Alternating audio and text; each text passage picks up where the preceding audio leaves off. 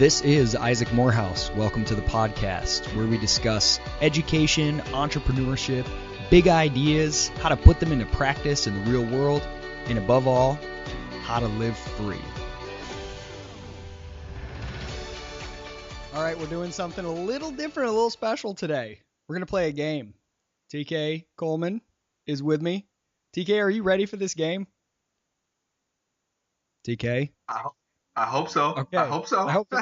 You didn't answer for a minute. I was scared. So we're going to play a game called Words. Not Words with Friends. Words with TK Coleman. Just one friend. And it's totally one-sided. I'm just going to throw a word at you, TK, and you are going to riff on it, just like whatever comes to mind. And the reason we're doing this is because throughout the years, I have realized your greatest ability, well, I don't know if it's your greatest, but we'll just say that because it's more dramatic, is the ability to on the spot define a word and then riff on that word and discuss the meaning of that word and that concept in a way that is incredibly interesting. So I'm just going to hit you with a bunch of words and you're just going to give me what comes to mind. Sound good? It sounds good, man. All right, here we go. Fear. All right, so when I think of fear, and this isn't necessarily a definition, but when I think of fear, what comes to mind is fear is that which destroys you from a distance, but empowers you up close. I think about this in a lot of different ways, just in terms of everyday life, like taking creative risk, following our dreams, exploring interests, making friends. When you look at fear from the outside, you're just imagining how, all the bad things that can happen to you, all the ways in which you'll embarrass yourself if you try something new. Fear is this really frightening thing. As a hypothetical reality, it's just this nefarious monster that, is capable of controlling our lives.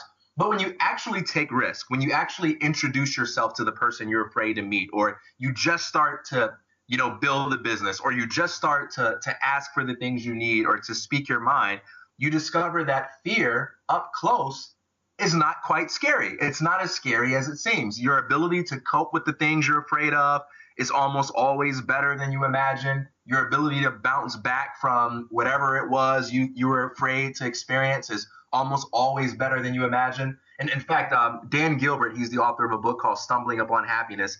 He has a book, he has a TED Talk where he discusses this very thing. He talks about how we're not as good as we think we are at predicting when we'll be happy and when we'll be unhappy. So when people are given the opportunity to say, yes, if I can only have that, I will just be so fulfilled. And oh my gosh, if that happened to me, I would never want to live again. Experience tells us that it's often the opposite. When we get the things we thought would make us happy, we find that we're often bored and not as fulfilled as we thought we would be. And when those things happen to us that we thought would destroy us, we feel like, oh, I'm actually very happy, and I'm glad that my life turned out this way, and I wouldn't have it any other way. So we're not as good as we think we are at predicting when we'll be happy and when we'll not be happy. So anyway, bringing it back to fear, I would say fear is that which destroys us from afar, but it is that which empowers us up close. When you move towards your fear and you go ahead and face it, you discover that it's something other than this evil monster that's capable of destroying you. It's often the very means by which many of your dreams and desires can be fulfilled, by which growth takes place. But if you keep your distance, it'll rule you, it'll control you, and it'll keep you from becoming the person you want to be. That's what comes to my mind when I think of fear. So one of the other words I had on here was distance, but I'm going to hold off on that because you talked that with fear. I'm going to throw some other ones at you. Optimism. Yeah. And I like distance, by the way, and we can talk about that in a way that's not related to fear. But optimism, you know what, man? I define optimism not as, people often contrast optimism with realism. They say, I'm not an optimist, I'm a realist. But I think optimism is nothing more than the recognition that reality isn't something we need to run from. It isn't something we need to be afraid of. That reality is something we can handle. So optimism is basically the belief that being a realist isn't a negative thing. Being a realist isn't a bad thing. That you don't need to be positive when you realize that so many of the things we're negative about are based on questionable assumptions. And if we subjected our negative beliefs to the same amount of scrutiny that we do with our positive beliefs, we'd find that we don't need a whole lot of positivity. So optimism is just about recognizing, hey, crappy things happen, bad things happen. Life doesn't always go your way. No, it doesn't always feel as if the universe is always looking out for you. No, everything doesn't always work out in the way you thought it would work out. And some days just flat out suck. And you know what? That's not the end of the world. You can handle that. You can move through it. You can move past it. It's all good. That's what optimism is about for me. Would you say it's fair to say that the way you described it, it's almost kind of like it's almost like the Stoic approach to kind of look, let's take what's the worst thing that could happen. Let's embrace it. Let's say, sure, that's going to happen. Fine. We can deal with that. And anything above that is a benefit. Or would you say what you're describing as an outlook is some slightly different from that Stoic approach? I would say from what you've described, I would say that it's quite similar to that. Absolutely. I love how there's like a backhanded insult in there or a subtle insult. Like, yes, by the Isaac Morehouse definition of Stoicism, sure, if we're going to call this rich philosophical tradition that. Okay. All right. So since I mentioned it and you said you were interested, I'm going to give you two to choose from here. Distance or magic? Oh man, that's tough. You can't put me in a position where I have to choose anything. It was a trick question because you're a both and guy, and I knew you were going to cheat and do both anyway. Let's talk about the magic of distance. Well,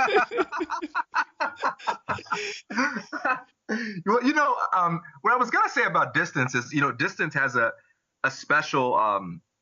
very special connotation for me because my wife and I, our marriage is rooted in a long distance relationship. When we first started dating, we began long distance. So we never had a year together or a few months together during our dating phase. We literally began dating like days before I was getting ready to move from the same city we were living in to California. And so it's interesting. We were long distance for a couple of years before we got engaged, and then we got married. And you hear a lot of things about long distance relationships, and I have no philosophy about whether people should do that or not. Some people say never do long distance or whatever. But for us, I discovered that distance is a really powerful force at letting you know what in the relationship is of real value. When you're together, you can do so many things that distract from the essential things. Like you can go to a movie together and you can watch that movie and enjoy that movie and have fun being in a movie theater together watching that movie, but you still don't know if you have compatible philosophies. You still don't really know if you like the way this person handles conflict. You still don't really know what this person thinks about the deepest parts of you. And because our relationship was long distance, we had nothing but conversation. It's not like we had the luxury of being able to just hold each other for an hour and not talk, or the luxury of doing fun things that took the attention off of each other. And so because we were long distance, all we had was conversation. We talk every day on the phone, anywhere from 15 minutes to an hour. And we got to know each other really well. We became really good friends. And we had a really substantial relationship. And now, even though my wife and I, we hang out and we do all sorts of fun things together, we're just super close because we know the art of conversation. I just got back in town yesterday evening, and the first thing we wanted to do was go for a walk and talk. And we went for a walk and we talked, and we did that for about an hour and a half. And it was the easiest thing in the world for us to have a conversation. And we talked about all kinds of things, superficial things, funny things, philosophical things. It was the most amazing thing. So now I want to talk about distance in a way that's not related to relationships. So Robert Kiyosaki has this book called The Cash Flow Quadrant. And in that book, he talks about the 4 different categories of money makers in society. He talks about the employee, the self-employed, the business owner, and the investor. He says the employee makes money by working for money. The self-employed makes money by working for himself. The business owner makes money by having other people do work for him. And the investor makes money by having money do the work for him. And he talks about how to move from the top half of the quadrant, which is the employee and the self-employed, to the bottom half of the quadrant, which is the business owner and the investor. And he says, a lot of people think they're business owners when they're really self-employees. How do you know the difference? Well, a self-employed doesn't have the luxury of distance. If he leaves his business for 2 weeks or 3 weeks, he'll come back and everything will be in shambles, and he'll have to do a bunch of recovery work. Whereas the business owner can leave for several weeks and he'll come back and his business will still thrive because he's established a system that can survive apart from him. So when I think about distance, I think about maybe that isn't so different from what you just said about relationships. Yeah, I think you're right. Because when I think about distance, I think about something that has such a strong foundation that it cannot be destroyed by time apart. I think about distance as the thing that reveals what something is really made of, whether it's in business or relationships. If you can't step away or be apart without everything crumbling down, that means you don't have a good system. You don't have a strong foundation. You don't have solid chemistry. So distance is the great, it's the thing that reveals what we're made of. Maybe that's why you and I chose to live on opposite coasts. I think so, man. I think distance is what keeps us together. All right, you want to tackle magic? Are you tired? Can you keep going? Yeah, I can keep going. All right, man. Magic, hit me. What do I think of when I think of magic? You know, it's interesting. I think about that. I think about magic in contrast with science, and that's not the only way to think about it. But magic usually has the connotation of drawing from powers that are beyond the realm of the physical or beyond the realm of what science can or even will be able to explain. Whereas science is where, we appeal to naturalistic explanations and so forth. And when we look at magic in movies, we see them doing things that are supposed to be scientifically impossible. But I also think about the statement that, and I'm paraphrasing it here, that every generation's advanced technologies or every generation's technologies was a previous generation's version of magic. And one of the things I have a suspicion of is I'm kind of suspicious that one day we're going to advance in our understanding of self and our understanding of the universe and our application of technology, that the distinction between magic and science will no longer mean anything. I think we're actually moving in that direction where it just won't matter what we call it. And if you think about the use of magic, even if you adopt sort of like a supernatural understanding of magic, if you think about what it's like to use magic from the perspective of someone, or what it's like to observe magic from the perspective of someone who's using the magic, it's always done from a place of knowledge and understanding rather than a place of power. So if you're watching someone do magic, you think to yourself, oh, wow, they're so powerful, they're so supernatural or amazing. But if you're the person that's doing the magic, you're not thinking to yourself, oh, wow, I'm so amazing and mystical and powerful. You're just operating from a higher level of knowledge and understanding. You just get how things work on a higher plane.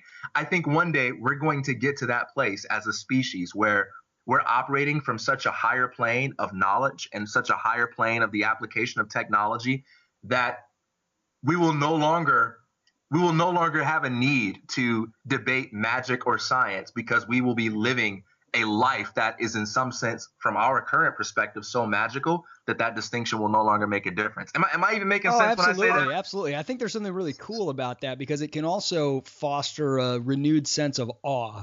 When you think about children, when they're very little, their parents are almost magical beings to them, or adults, older people. They just seem capable of doing anything. And this is reflected in sometimes they'll ask you to do things that are totally impossible, but they just think that you can do anything, because to them, magic and mastery are indistinguishable. And if you are, it's like somebody who's really good at the piano, who's masterful at it. They see themselves as, I'm not that good, I have some limits. But everyone else, if you're totally ignorant of it, you'll be like, play this song.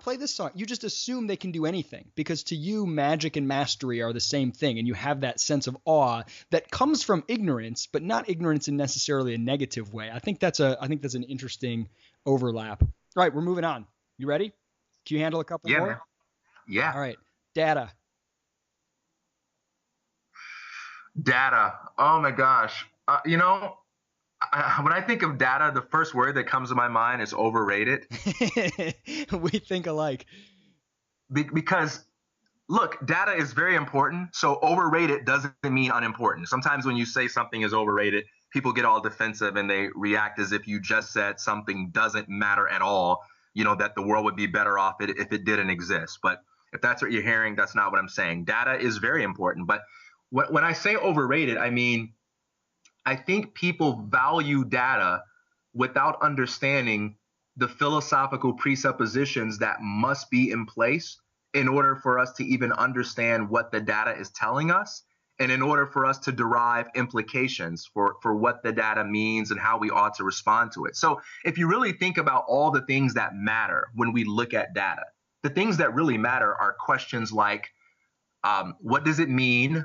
Is it true? How do we know? What should we do next? What's the right response to this data? What are the arguments that can be made for or against that? And those are really questions of ethics, questions of epistemology, questions that require the use of all sorts of conceptual tools and the invocation of philosophical principles that often get ignored. And people often approach data as if there is such a thing as data that speaks for itself. But data can't do anything for us unless we first interpret that data. And in fact, data can't even be gathered unless we make a significant number of philosophical presuppositions about what constitutes knowledge, what constitutes evidence, what constitutes research, and all those sorts of things. So you can't even gather data without philosophy. You certainly can't interpret or apply data without philosophy. And as long as we keep those things in mind, it's great. But as long as we treat data as if it's just sort of this standalone entity that resolves debates without the need for us to philosophically scrutinize our presuppositions and interpretations, then I think we're overrating the value of data. It reminds me, and I'm sure you've experienced this in religious context, it reminds me of those Christians who say things like, oh, I just believe what the Bible says. So you ask them something like, so what's your concept of, communion? What do you think of the Catholic doctrine of, or what do you think of like the doctrine of like transubstantiation of the Eucharist or something like that? And there are people that say things like, oh, I just believe what the Bible says, what the Bible says. So, like, so do all of the other 250 denominations that disagree.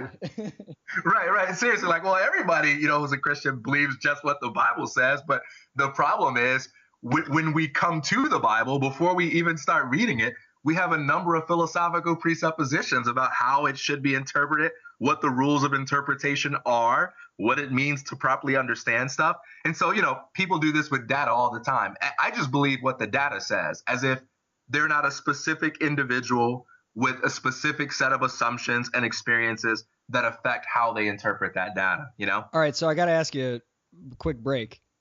Are you enjoying this? Is this fun? Yeah, this is kind of cool. It's different. I've never done this before. So, because I'm thinking we might want to try this again, because the reason, because I have like 15 words here and I want you to tell me how many more you want to do right now. But I might save some for another episode. We might try this again. Yeah, I think there's hope that I'll get better at this. I feel like I'm just starting to get warmed up a little bit. Well, then let's roll. How many more do you want to do? You tell me. Let's try a few more. Let's see how it goes. Well, what is a few? That's so non-concrete. That's like when you say to somebody, hey, I'm available between 2 and 4 tomorrow. Pick a time for a meeting. And they say, great, I'm around. It's the worst. Okay. I'm going to just interpret a few as whatever I feel like. Okay, you ready? Yep, I'm ready. There's so many good ones. I'm having a hard time deciding here. Do you like it when I give you 2 and you pick, or do you like me to just give you 1? It doesn't matter. Man, come on. It's useless. All right. I like both. All right. This one is relative to how I'm feeling right now. Suffering. Ooh, suffering. Oh, okay. Now, I'm not giving my definition of these words. I'm just sharing the first set of thoughts that come to mind, right? It's up to you, man. Words with TK Coleman. It's all about what you want to do. Suffering is very, very interesting to me. Very interesting. Let me put it this way real quick. I'm more interested in what is your relationship to these words, at least that comes to mind immediately. Yeah. Okay. So when I think of suffering, I think of something that, um, and I feel like I'm in rare company when it comes to this following belief. Although it's easy to say you agree with me, but it's much harder to live as if you do. I think suffering is something that applies to everyone. So in other words, I don't acknowledge any distinction whatsoever between people who know what it is to suffer and people who don't know what it is to suffer. So I believe that suffering is universal. There is no such thing as a person who lacks knowledge of suffering. Secondly, I believe that suffering is ultimately unqualifiable. I believe that pain is irreducibly particular, so that it's never possible to truly say who suffers more than another. And any case where we think we have an example of one person suffering more than another, it's because we're making a number of assumptions about the nature of suffering, the people who are suffering, that when subjected to philosophical scrutiny begin to fall apart. And I'm sure as someone's listening to this right now, they're thinking, oh, you're absolutely crazy. I can think of several people right now that are suffering more than Paris Hilton. And again, I would say, I agree with what you're saying. I used to think that too. And the only reason it appears so obvious is because there are a number of philosophical presuppositions in place. But if we start to scrutinize them, we'll see just how fragile they are. So I think this is an important thing, because I think recognition of the universality of suffering and the particularity of pain are essential to, number one, learning. Because if you believe that you're someone who suffers more than everyone else, if you believe that your sufferings are greater than mine or most people's or what have you, it makes it almost impossible for you to learn or grow. Because an essential part of learning and growth means being able to extract meaningful lessons from people that are different from you. Imagine how limited you would be if you said, I will only learn and be inspired. I will only learn from and be inspired by people who I respect as having suffered more than me or as much as me. You're seriously limiting your options. In addition to that, you lose your ability to relate to other people in meaningful ways. You know, as long as you see yourself as suffering to a greater degree than others, you actually lose your ability to be helpful towards others in the way that you could be. So those are some initial thoughts about suffering. I mean, if you want to challenge me on some of these things or ask me some specific questions, I can get into it, but I don't know how much info you want. No, on I it. mean, But, unfortunately, for the sake of drama, I agree way too much with your perspective on here. So there's nothing to fight with you about necessarily. I'm reminded of, I think it's really valuable to see the multiple perspectives that can exist simultaneously that even seem to be opposites at sometimes, but that each of which they're like lenses, right? It's like if you're hunting for something that's lost, there's a time where night vision is the best lens to use. There's a time where thermal vision is the best lens to use. There's a time where, a pair of, binoculars is the best lens to use.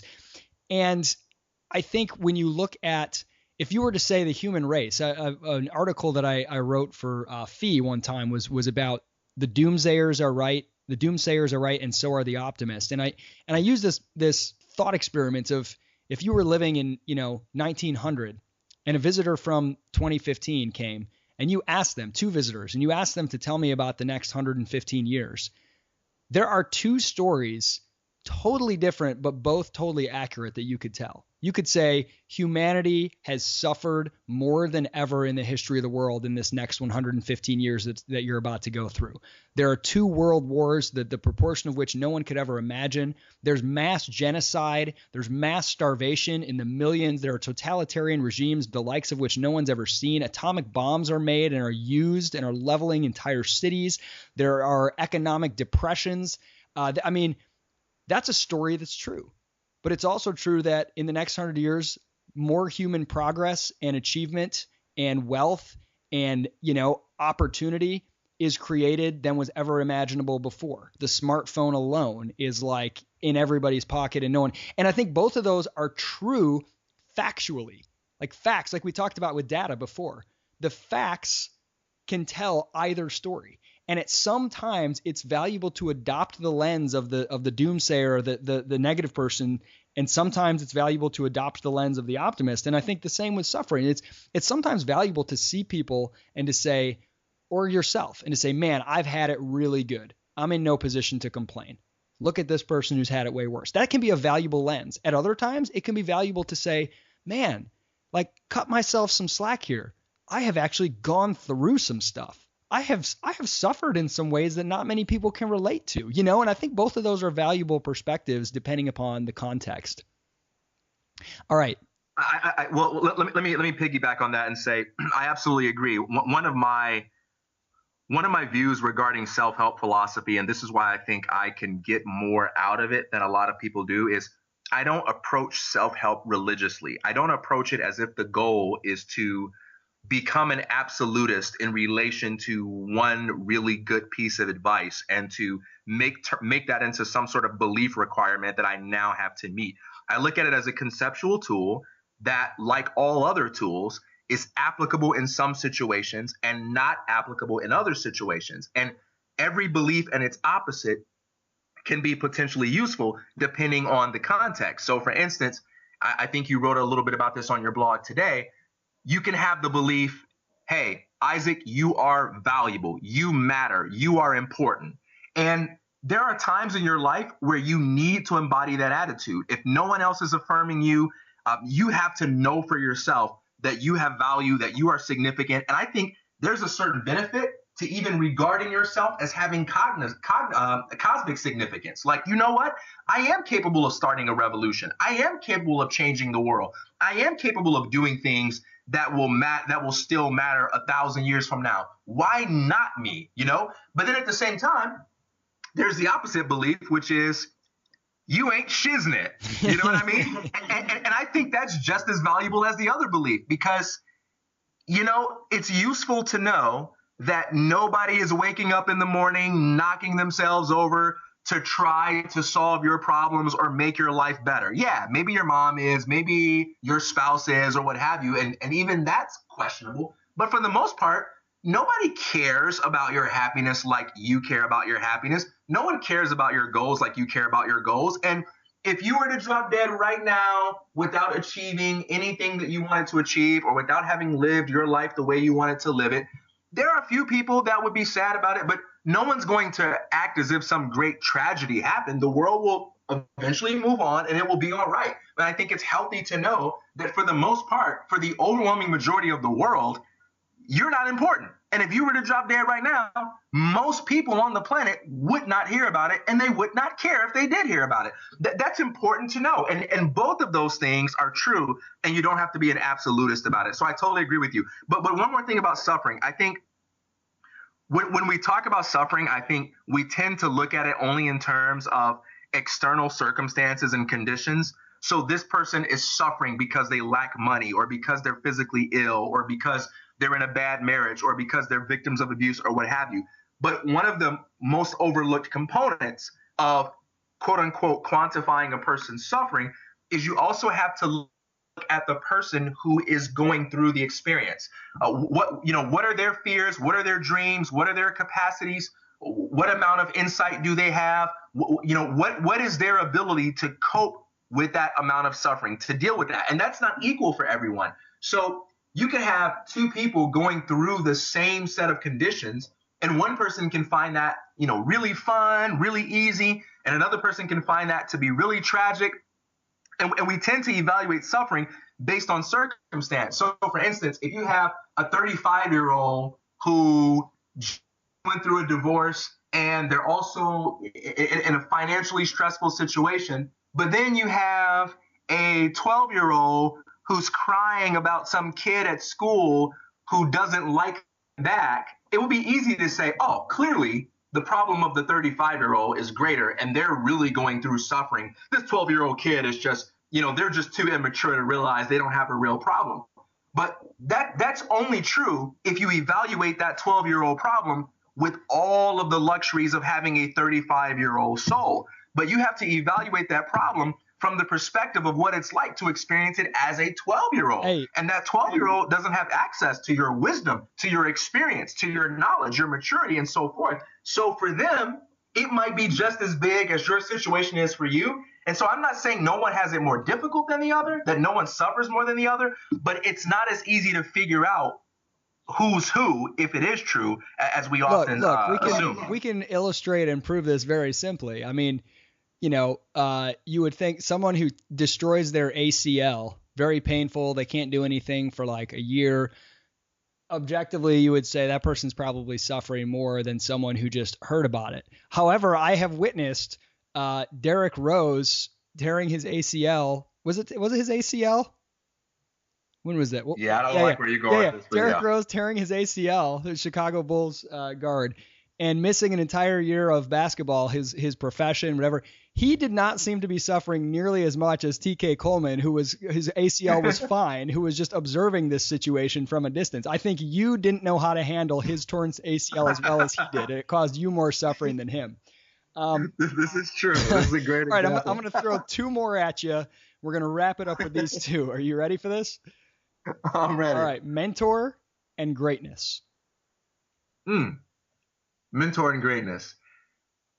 So, that word mentor is kind of funny because for most of my life, I loved the idea of mentors, and I have relied quite heavily upon mentors to learn and grow. But as I grow older, I start to look at the concept of mentor a little bit differently, or maybe I just feel different about it because I almost feel like we live in a mentor-happy society where people treat having a mentor as the end-all, be-all, and they almost trade in their own judgment, even their own dignity, just to get the validation of someone else's opinion. I mean, I'm sure you've seen this all the time. Oh, man. For some reason, the word mentor just rubs me the wrong way. I just, rebel against it.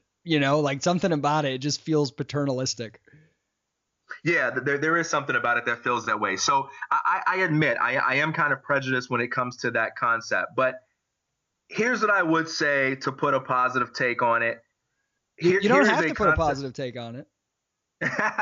well, here's a concept of mentorship that I do endorse. I believe life is a journey for all of us. We're all learning. I think if you're going to call yourself a teacher or an educator, what that really means is that you are the chief example of what it means to be a learner, a seeker of knowledge. I don't believe you should wear that title if you are not willing to dedicate yourself to the pursuit of learning and personal growth more than your students. So, for instance, for me, my guiding principle is never ask the people that I teach, never ask of them something that I wouldn't do myself, and to always challenge myself to ask more of them, right? So now, if you're looking at mentorship as finding someone who is a dedicated learner, finding someone who is dedicated to growth, who is willing to work with me, collaborate with me to help me clarify and achieve my own goals, then I would say, yeah, we all need mentors. But that doesn't mean someone who is an authority in your life or someone who is above you. It simply means someone who is a fellow creator, fellow student in the path of life. And maybe they have some experiences you don't have, some perspectives that you don't have, and they can help you just as you can help them. So as long as you take the notion of submitting yourself to an authority figure out of it, I think mentorship is a very valuable thing. I think one of the things that I dislike about it is that it's so hard for all humans to be in a sort of mentor role without developing this sense of I need or want this person to become a certain thing that would make me feel good, even if that certain thing is not quite exactly what's ideal for them. It's really hard because no one has enough knowledge of anyone else, right? Only that individual themselves can really know what their path is. And it's really hard for mentors. This is why I like mentors who are dead. all the people I would consider my best mentors, they're dead, and I can read their ideas and follow and I feel like it provides so much guidance and example to draw from without any of that component of like pressure or subtle unintentional manipulation of this person really thinks I should do this or wants me to do this. Like, they don't know me personally. They're gone. I'm just reading their material, their ideas, and being mentored by what I learned from them as they explored things. And it didn't have any element of them needing me to become something, to be their protege or something to that effect. Anyway, that's always sort of been I just sort of found at one point, like, why is it that all of the people that I look up to and see as like mentor type figures, they're all dead? and I think that's part of it, because I really chafe against starting to get that feeling that someone really wants me to do a certain thing that would make them feel like they helped me, or that I'm successful by their definition or something. Like, I want that freedom to explore and change and grow without someone being like, oh no, you've lost your way. Does that make sense? Yeah, oh, absolutely. Absolutely. It makes a ton of sense. If you're going to look for a mentor, then find one that doesn't care about you, almost, right? Right. They're not attached to their own idea of what would make you successful. They'll liberally share what they know with you, but they'll respect your own judgment, your own decision-making process, because their ultimate goal is to help you cultivate a trust in your own judgment, to help you listen to your own voice and develop a sense of your own values. All right, so, but hey, man, go ahead. What you just said about how you like dead mentors. So if you die first and I produced a movie about your life, I'm going to have Vin Diesel play you, and there's gonna be a scene where your mentor walks into a room, and it'll be like Morgan Freeman, so he'll be playing me, and your mentor will walk in and he'll tell you to do something, and Vin Diesel will say, like in his deep voice, you know what? I like my mentors dead, and they'll pull out a gun and like shoot the guy right there. Dude, that'll be your story. That'll be the beginning of the movie. What I love about your imagination is, first of all, you assume that you and I are going to die before Morgan Freeman and Vin Diesel, and that somehow these men, who will be likely very, very old at this point, will be the best to represent us. Second, Vin Diesel would need to lose like 350 pounds of muscle to represent me. This is truly, I like this. I like this idea of a movie. Hey, but Morgan Freeman could play me, right? Oh, yeah. I got that part. Well, you're ageless and timeless, and no one knows how old you actually are. Hey, so I know greatness was what I wanted to end on, and I still do. But since we just sort of, I don't want to say ripped on, but we kind of talked about mentorship in a way that's, not different than the typical glorification of it. How would you distinguish that from coaching? Because I know that coaching, and that can have some cheesy implications too, but that's something that's a big part of the Praxis program. That's a big part of, a lot of what you do and which I think you're very good at. How would you distinguish those two? And does it have anything to do with someone deliberately paying for a service versus, with a specific outcome, like a coach of a sports team, versus someone just doing it for the feels, because it feels good or whatever? What would you distinguish those two things in some way, those two acts? Yeah. Now, first I would say, because I'm so nitpicky about semantics, I would say both of these concepts, if properly understood, or at least as I understand them, are the same. However, as they're often used and understood, that's where you get a lot of the variety. And the word coaching is one that some people look upon disparagingly as well. But how I see coaching, what makes that distinct from at least the kind of mentorship we talked about? Well, I see a few different things. First, the first image that comes to mind is that of a fitness trainer. When someone hires a fitness trainer, the fitness trainer doesn't tell them what the goals are, right? That person comes into the gym, whatever, and they say, hey, I want to lose 20 pounds in this amount of time. Or, hey, I want to have awesome pecs. Or, I want to be able to make a basketball team. I want to get to the mass to where Vin Diesel can play me in a movie and it's believable. Right. Yeah, exactly. You tell your fitness trainer the goal, right? And the fitness trainer, the first thing they do is they challenge you to think critically and precisely about that goal. All right, what do you mean when you say you want this? And they may challenge you to maybe push yourself a little more, to push yourself a little less. They may make suggestions, but then once they work out with you what those goals are, and they help you think about them precisely, they draw from their knowledge and experience, a knowledge and experience that involves not only study, but personal training and working with other people who have gone through similar processes. They help you develop a strategy map. They help you develop a plan that's going to take you from point A to point Z. But then, in addition to that, they go beyond that. They are then there to hold you accountable to what you say you want and to always push you to go after it. So the fitness trainer it doesn't set the goals for you. They're not an authority figure in your life who tells you this is what you're going to do, this is what success is. You get to define that. At the same time, when you are doing your push-ups and you reach 50 push-ups and you say, that's all I have in me, I'm going to die now, it's the job of the fitness trainer to sometimes say things like, you've got 5 more in you, or give me just 1 more, or give me 1 more block of running. I'll run next to you. I'll get on the bicycle and ride behind you or whatever. So they're also there to push you a little bit further. Now, let me use a different analogy for coaching. I'm a big basketball fan, and I think about some of the greatest coaches in the NBA, people like Pat Riley or Phil Jackson. I know that the further we go back in time, we can get, even other, other names in there as well. But if you take Pat Riley and Phil Jackson, both of these guys they played basketball, but neither one of them were anywhere close to the level of greatness as the people they coached. Like Pat Riley was never the basketball player that Magic Johnson was, never the basketball player that Alonzo Mourning was. Phil Jackson, he was never the basketball player that Michael Jordan, Kobe Bryant, and Shaquille O'Neal were. He was never that. And yet at the same time, these guys had an ability to bring something out of those guys that no one else could do. And even these players talked about it. They had the ability to help great people get inside of their own heads and deal with the BS that was getting them in the way, that was getting in the way of the full and free expression of their greatness. And I think that's something that every great coach has the ability to do. They help people get inside of their own heads so they can get out of their own way and realize their full potential. So a coach isn't necessarily better than the person they're coaching at what it is they do.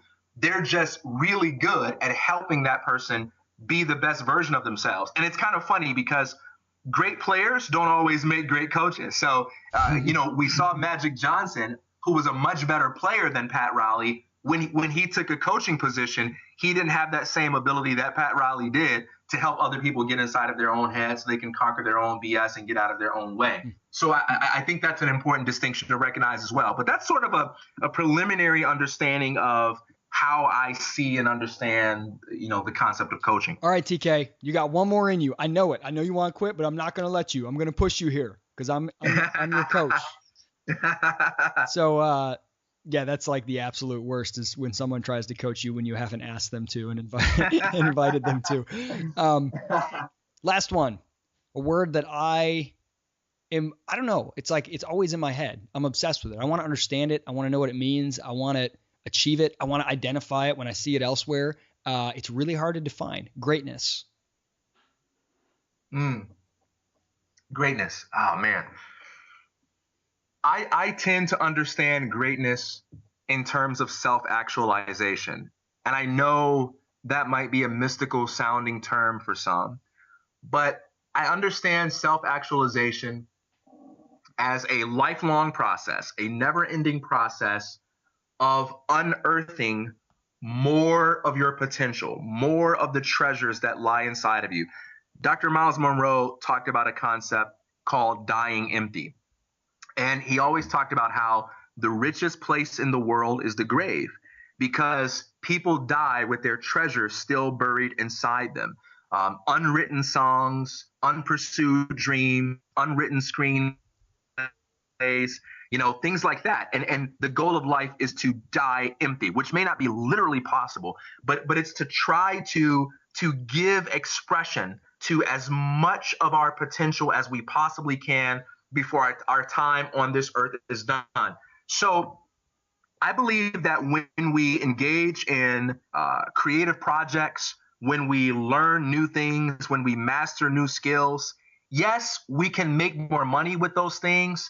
Yes, we can create value for others by doing that. But I believe that the greatest value of doing those things is you discover aspects of yourself that you could not have come to know in any other way. So if you dedicate this year to learning how to play the piano, for instance, I would contend that there are aspects of Isaac's psyche that you just can't know any other way than by learning to play the piano. And if you choose something else besides that and you say, no, I'm going to dedicate this year to speaking Russian, well, then you're not going to know what the version of Isaac looks and feels like had he studied piano instead. You're going to bring forth a different aspect of your psyche. So I believe that every goal that we set, the goal of every goal is to unlock some part of ourselves that only that particular goal can bring forth.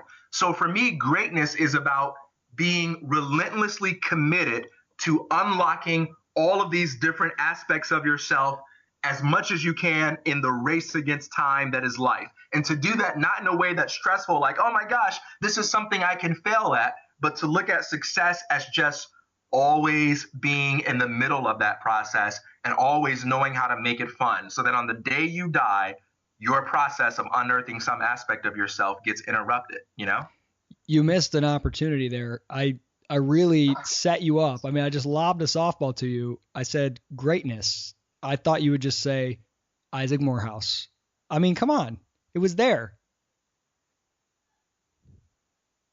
I'm sorry, I had it on mute. I was laughing. Wait, I had it on come mute. on now. That was the most painful silence for me. You did that just to try to like bring it down. Dude, I'm telling you, I promise you I laughed, but I had it on mute. I think about what is this scene from What About Bob? He says, when I think of greatness, there are really only three names. Dr. Albert Schweitzer, Mother Teresa of Calcutta, probably, and Dr. Leo Marvin. That's the kind of answer I was looking for from you. Hey, this was a lot of fun. I thought maybe it would be 20 minutes. Of course, you and I, it was, 45. I like this though. I think we might have to do this again. We'll see. If anybody has other words you would like to throw at TK, send them to me. You can go to isaacmorehouse.com. You could submit them right through the Ask Isaac form. Even though it says Ask Isaac, just put, here's some words for TK Coleman, and we'll see what we get. And depending upon what we get, we might do another episode. What do you think? I'm game. Hey, man, I appreciate the time. Look forward to talking again. Absolutely.